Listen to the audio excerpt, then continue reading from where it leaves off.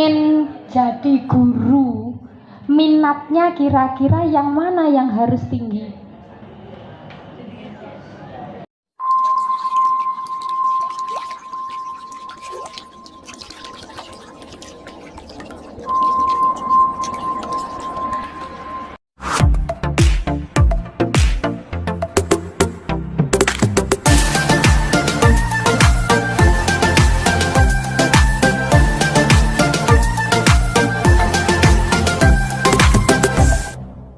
Dan tempat kami haturkan sepenuhnya.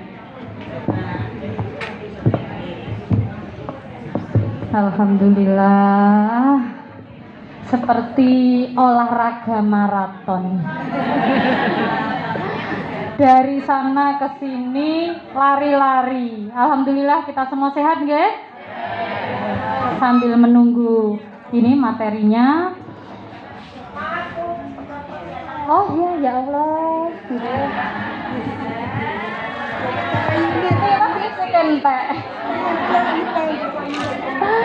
Kita ini segaya apa sebaya?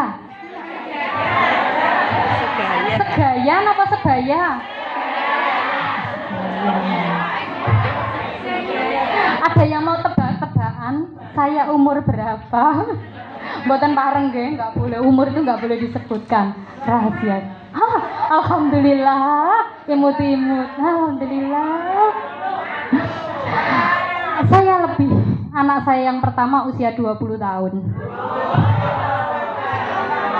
Begitu ya. Nanti sambil memperkenalkan diri, coba saya, panjenengan sudah dahar, sudah ngunjuk, sehat kuat sedoyo nggih? Nggih. Saya tes. Kalau sebelum nanti memaparkan materi, saya mau tes panjenengan dulu. Tesnya sederhana, karena kita akan membahas tentang mengenal potensi, bakat, minat, dan karakteristik gaya belajar anak. Maka monggo sensor integrasinya kudu pas ya. Di sini ada yang sudah kenal sama saya napa dereng? Tak inceng kabeh. Tapi saya senang bisa berada di sini, ketemu dengan panjenengan semua dalam keadaan sehat walafiat. Coba berdiri dulu sebentar. Nah, panjenengan kan ibu guru yang sehat, ceria, segar, semangat, sejahtera, dan kaya raya. Seneng nek mburi kaya raya, seneng nggih. Coba saya mau tes dulu. Tangan kirinya mana? Oke, tangan kiri boleh digenggam, dibuka, digenggam, dibuka, genep nggih berarti jarinya. Kita akan berhitung. Jenengan pasti di sini sudah pinter berhitung kabeh ya. Tapi berhitungnya kita pakai gerakan. Yang tangan kiri. Kalau di atas ini 1, digenggam Bu. Nah, nanti ini dada, ya, genggam. Ya, 1, 2, 3, 4. Langsung ke samping. Yuk, mulai 1 sampai 6 ya, berhitungnya 1 sampai 6. Yang tangan kiri. 1, 2, sambil ngomong Bu, ngendikan, nggih. Talking about berhitung. Mulai 1, 2, 3, 4, 5, 6. Oke, bisa? Coba tes. 1. Yuk, lanjut Bu. 2, 3, 4, 5, 6. Yes. Sudah Bu. Ibuke apian diimbui. Sekarang pakai tangan kanan. Tangan kanan kita kan orang Jawa ya. Tangan kanan kita mesti lebih terampil. Bener enggak? Buat nulis, sebagainya. Jadi kalau berhitung ada tahapannya yang kanan. Coba 1, 2-nya lurus ke depan. 2, 3. Bu, ngapunten saya nggak bisa sampai belakang. Saya dibatasi oleh kabel mic. Nggih. 1, kanan ya. 2, 3, 4, 5, 6.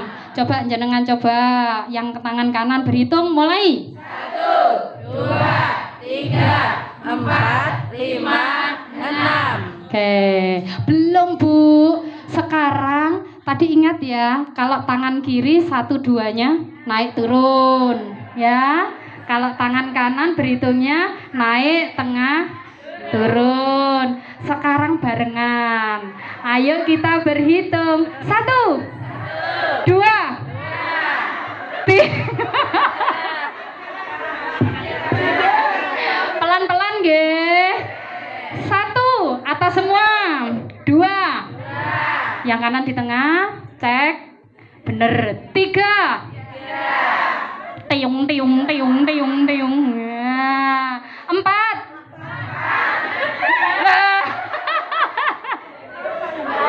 Ya, ayo 4 atas semua. 5. 6.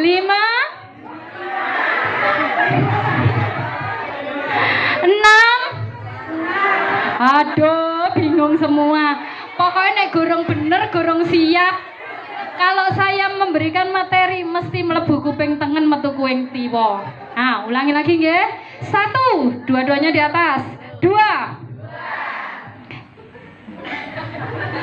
3. 4. 5. 6. Oke. Tepuk tangan. Jangan duduk dulu. Belum sakit, Bu? Jangan duduk dulu. 1 kali lagi, 2 kali rangkaian. Berarti 1 kali 2 akan ada 12 hitungan. Kita mulai. 1, 2, 3, 4, 5, 6. 1, 2, 3, 4, 5, 6. Tepuk tangan. Wah, bingung ya bingung PNDW. Bu, sudah semangat semuanya? Nah, tidak ada tetangganya yang mencium bau ketek? Justru nek mencium bau ketek cek melek. Monggo saged pinara. Gimana? Sambil perkenalan, ya wis ngene iki, kenalan dhewe, maca-maca CV-ne dhewe. Tadi dikenalkan nama saya lengkap panjang, Catur Heri Widayanti. Dikarenakan sering berubah ganti kelamin kalau saya tulis lengkap, maka sering sehari-hari saya tulis CH.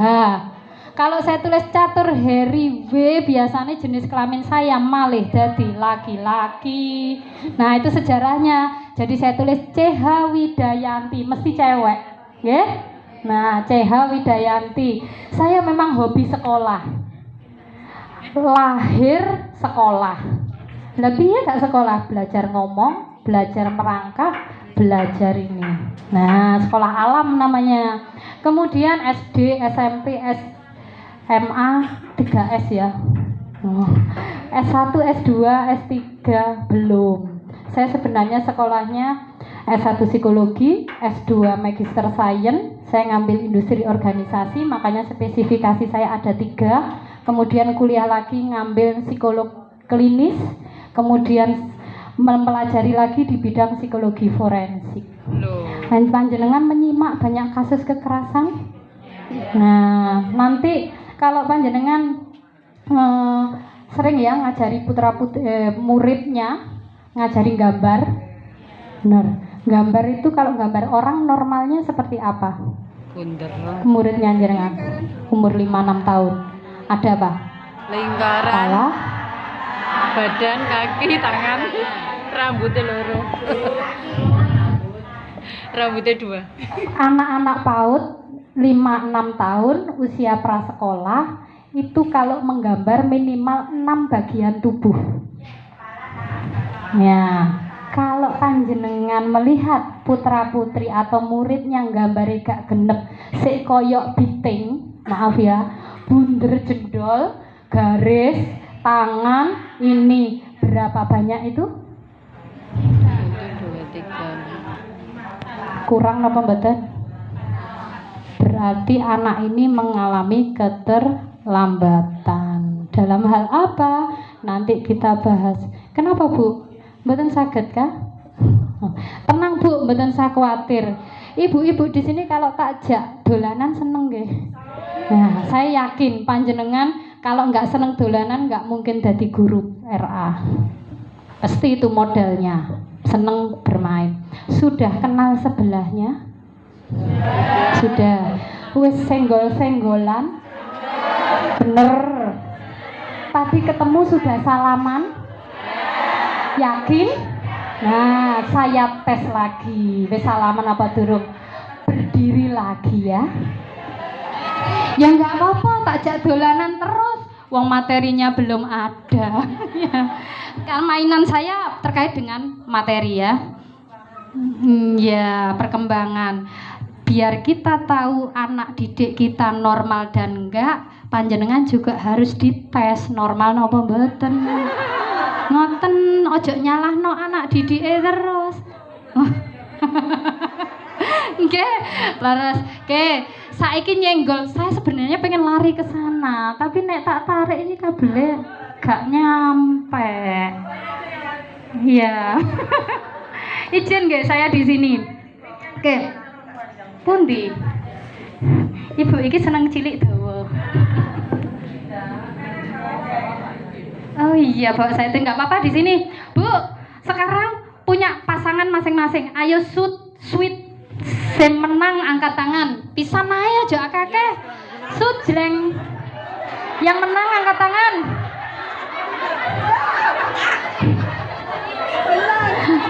Temenan nenek sut enek tose tos. Seneng aku. Yang menang siapa?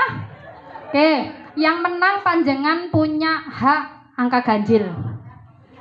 Ya, ingat-ingat ya, punya hak angka ganjil. Yang kalah punya hak angka genap. Oke, jenengan lihat pasangan di sebelahnya saling berhadap-hadapan. Panjenengan nek salaman seperti apa? Salaman, coba salaman. Oke, salaman. Sip. Tangannya yang sebelah kiri ditaruh di belakang, yang kanan salaman. Oke, kalau sekarang sudah dicepot salamannya tapi taruh sebelahnya. Sebelahnya enggak, tetap di depannya. Cek gak kesel didukno dhisik. Saya akan menjelaskan aturan permainannya.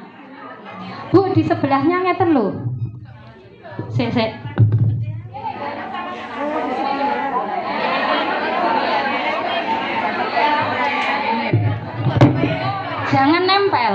Jangan nempel, ya, jangan nempel, taruh di sebelahnya, oke?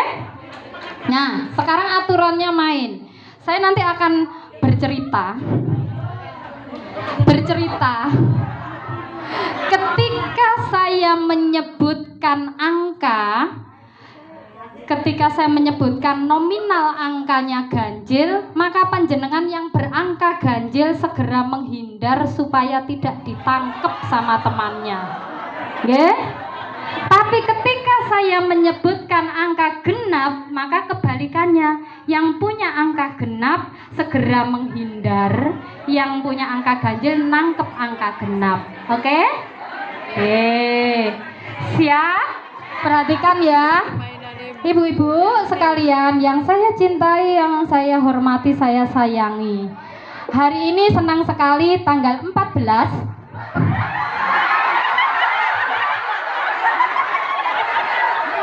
Yo, siapa yang belum nyimak? Lanjut ya, paham ya berarti ya? Saya lanjutkan ya. Senang sekali pada hari ini Kamis tanggal 14 saya bisa hadir di ruang aula Kemenak Jombang. Tepat saya datang di sini pukul 11.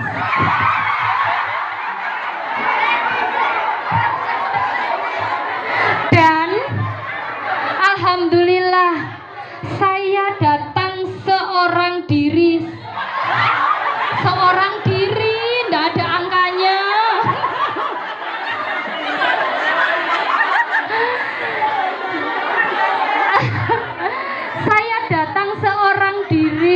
berada di sini ketemu dengan ibu-ibu semua yang saya belum tahu tadi jumlahnya, yang saya prediksi kira-kira tidak sampai 100.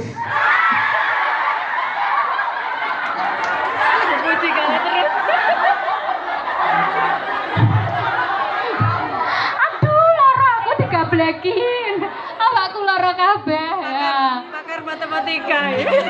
Meskipun tidak sampai 100, tapi saya merasakan keceriaannya di sini seperti ada 11.000 orang.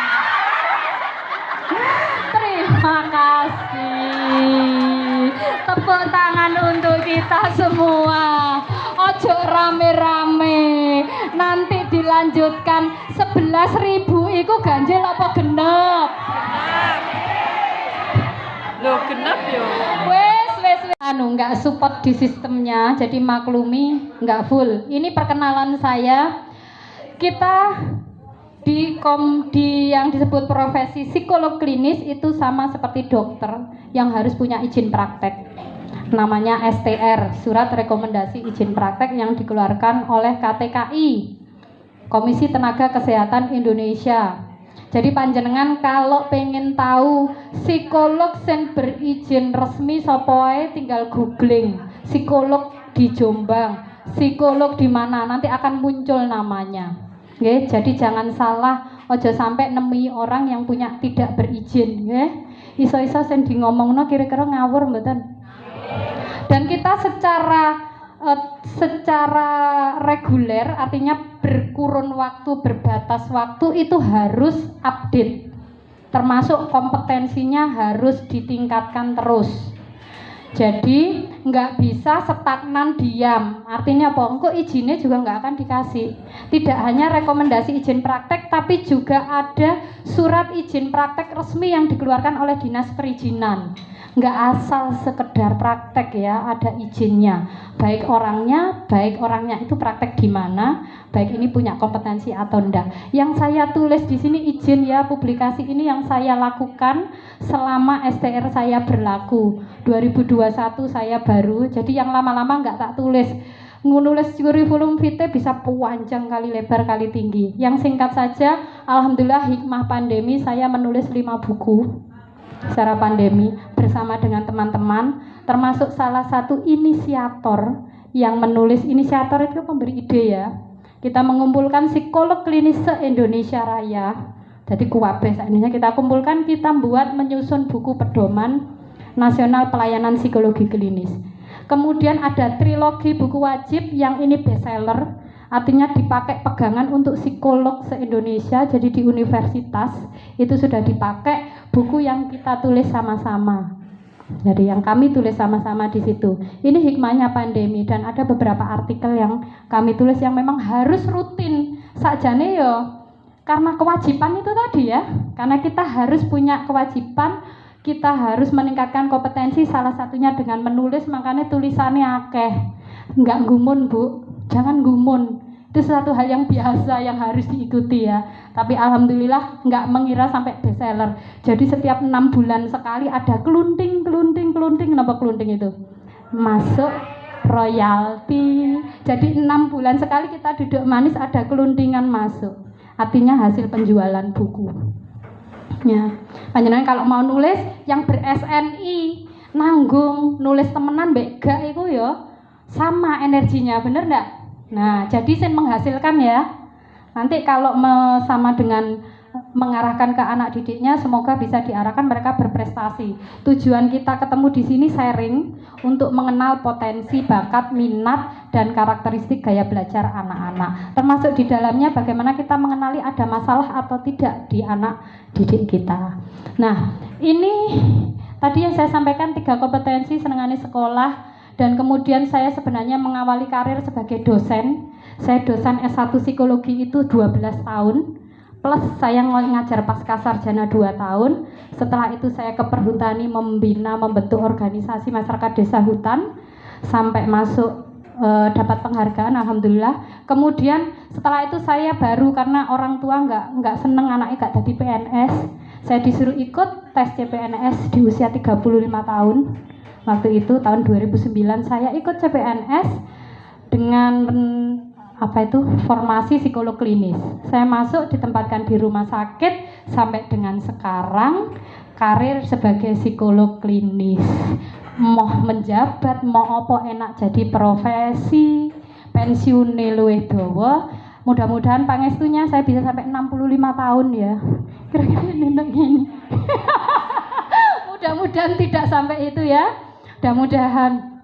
Dan singkat riwayat saya, tadi anak saya yang pertama sudah umur 20 tahun, tidak terasa. Ya, itu anak saya yang pertama ada di UNED, kuliah di sana. Dan nggak ada yang niru ibunya jadi psikolog, nggak ada. 2 anak saya nggak ada yang niru ibunya jadi psikolog. Kenapa saya harus menceritakan itu? Karena ini berkaitan dengan materi kita mengenal potensi anak. Saya nggak akan memaksakan anak saya untuk jadi psikolog. Nek arek iki gak cocok. Ya, yang terjadi sekarang banyak kasus anak-anak mengalami depresi sampai bunuh diri karena apa? Ngikuti maunya orang tua. Begitu ya, jangan sampai panjenengan nanti sebagai pendidik sampai menjembatani mereka mengalami gangguan. Menjembatani itu maksudnya ikut berkontribusi ya. Jangan sampai, kalau bisa memberikan pendekatan ke orang tua bahwa ini loh Bu, potensi putrane jenengan, putrinya jenengan tidak di sini. Nah, nanti mudah-mudahan dengan materi kita yang panjang kali lebar kali tinggi itu nanti panjenengan rodok iso dadi dukun. Jadi kenapa saya bilang dukun? Teman-teman saya itu kalau guyon tuh gini, psikolog pensiun nanti jadi dukun, jadi paranormal. Artinya apa? Sebenarnya kita mainnya bukan pada topo broto untuk wangsit enggak, tapi kita berbasis sains. Apa yang kita lihat, apa yang kita amati itu kita bisa memprediksi ke depannya. Seperti ini. Ya, kita mengenal potensi ada 6 potensi. Apa itu? Intelijensi, kepribadian, bakat, minat, karir yang tepat, dan prediksi keberhasilan. Jadi kita bisa memprediksi seseorang ini bisa sampai pendidikannya kemana, asal kita bisa tepat mengarahkannya. Misalnya ada ketentuan mau jadi dokter IQ minimal 100. Jadi kalau putra putri jenengan atau ada tahu anak didik IQ-ne 90, ojo meksa besok gede mau jadi apa, jadi dokter Bu Guru. Lawang IQ-ne lo gak genep. Jadi kita memberikan harapan palsu. Iku jenenge PHP. Nah, ya kan? Itu maksudnya. Kemudian kepribadiannya bagaimana? Kalau seseorang punya kepribadian yang ekstrovert atau introvert, itu juga bisa tahu, bisa memprediksi ini tadi. Misalnya orang yang cerdas bergaul, kira-kira nek disuruh kerja jadi akuntan nenggone jero ruangan ngarepe komputer ngitung terus, betah enggak? Stres.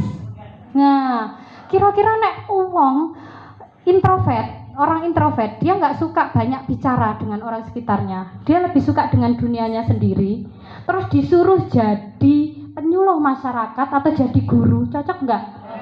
Enggak. Yang jadi apa? Stres.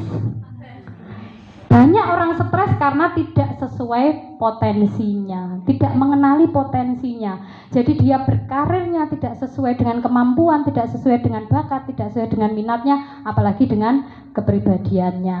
Jadi jangan sampai ya. Nah, ini gambarnya tertutup. Nih ya, latar belakangnya. Nggak bisa ya Bu gambarnya ya. Nah, ini bentukan anak itu panjenengan semuanya sudah mengalami hamil, mboten? Sudah. Ada yang belum pernah hamil? Ada yang belum pernah hamil? Sudah semua? Sudah? Belum. Saya melihat gini mbaknya nih. Belum. Dukun ya? Bu Yanti dukun ya? Ya, jadi seperti ini bisa terlihat. Nanti atau panjenengan coba ingat-ingat pada saat hamil, gerakan bayi dalam kandungannya, polah opo ora. Nah, enek sing glugik mandek. Polah Bu ya. Saya ngerti nek ibu iki pas hamil mesti dhisik bayine polah. Saya lihatnya dari apa? Maaf ya, jangan tersinggung ya. Enggak, iki Bu ya. Ibu iki nek lunga liaten mejane lho maju. Pola ya. Anake ya polahe akeh iki. Seperti itu. Jadi psikolog kayak dukun, padahal kita melihat perilaku, melihat performan. Seneng tapi ya Bu ya. Saya ngerti, makanya saya menyontohkan Ibu. Saya nggak menyontohkan sen uanteng. Bayine ku anteng. Apalagi ada yang waktu hamil bed rest, nggak ngapa-ngapain. Enek sen muales ngono, gak dandan, gak mandi, gak sembarang ngaramut. Ada ya? Ya, gawan bayi jarine ya. Begitu anaknya lahir besar, panjenengan lihat bagaimana? Sama nggak dengan kondisi pada saat mengandung? Itu gambarannya. Jadi di samping terbentuknya perilaku anak, itu mulai dari kandungan itu sudah bisa terpotret. Potret itu direkam, wis ketok, ya. Apa mana ibu-ibu yang berkarir aktif bekerja pada saat dia hamil, obah rono rene ngalor ngidul, lahirlah anak yang hiperaktif biasanya. Pengen jadi guru, minatnya kira-kira yang mana yang harus tinggi? Kemudian klerikal, ini yang ngitung ketepatan waktu dan ketelitian. Misalnya anak yang datang tepat waktu, terus Bu Guru saya sudah selesai, saya dapat nilai. Ada ya yang anak saya minta nilai harus bintang 5, masuk garapannya gak bener, harus bintangnya nggak dikasih bintang 5 nangis. Itu beda lagi. Dia bukan pada konsep menghitungnya, dia suka bukan, tapi dia memang merajut ya, harus dipenuhi keinginannya. Ya, kalau minat klerikal ini menuntut pada ketepatan dan ketelitian. Anak biasanya, kalau nggak bener plek, tidak sesuai dengan contoh, ada yang aneh, kan ada ya anak yang perfeksionis kayak gitu, anak-anak perfeksionis, dia sedih, dia cemas, ini salah, ini apa, ini biasanya nih tanda-tanda dia minatnya di klerikal. Dia maunya sempurna, teliti, detail, gambar pun dilihat gambarnya itu akan terlihat detail. Matanya, dari mata itu ada bulu matanya, kadang dikasih kacamata, bahkan ditambah-tambah ada tai lalatnya, kemudian pakai baju detail sekali. Dia teliti, ini di klerikalnya bagus ya. Kemudian di praktikal, ini pekerjaan yang bersifat praktis yang memerlukan keterampilan. Oke, nah ini penutup. Dengan kita mengetahui semua potensi, IQ, bakat, minat, mengenal kepribadiannya anak, maka diharapkan sebagai pendidik, juga orang tua, itu kita bisa mengarahkan mereka untuk bisa menjadi generasi yang mandiri, generasi yang benar-benar siap bersaing. Meskipun bunyinya strawberry generation, nah, tapi kita bisa memutus ini. Artinya apa? Generasi strawberry tidak selamanya nggak mateng. Ini kan kita di perkembangan ya. Jadi apa? Kita bisa memahami adanya perbedaan dan keunikan setiap anak. Jangan memaksa anak harus ini, harus itu. Anak harus bisa begini, semuanya harus bisa. Enggak, mereka punya keunikan, mereka punya kelebihan, ya. Ini yang harus kita cari. Kelebihan anak apa? Kita up, kita tingkatkan. Dan juga jangan sekali-kali membandingkan. Misalnya begini, itu loh, temanmu yang itu sudah selesai, kamu kok belum? Oke, mungkin pada saat tugas menggambar, si A ini nggak suka gambar. Itu tadi ya, kenali bakat potensi anak. Tapi pada saat dia disuruh nari, nyanyi, dia maju terdepan. Jadi tolong untuk tidak membandingkan. Dengan kata-kata seperti itu sama saja membandingkan. Temanmu sudah selesai, kamu kok belum? Tanpa sadar kita sering seperti itu ya. Bener enggak? Temanmu lo bisa, kamu kok nggak bisa? Nggak boleh seperti itu ya. Stop. Jadi kalau memacu, mensupport, ayo sama-sama kita kan belajar. Temen yang bisa dampingi temennya yang belum bisa. Begitu. Jadi tidak membandingkan. Kemudian Ayo, Beb.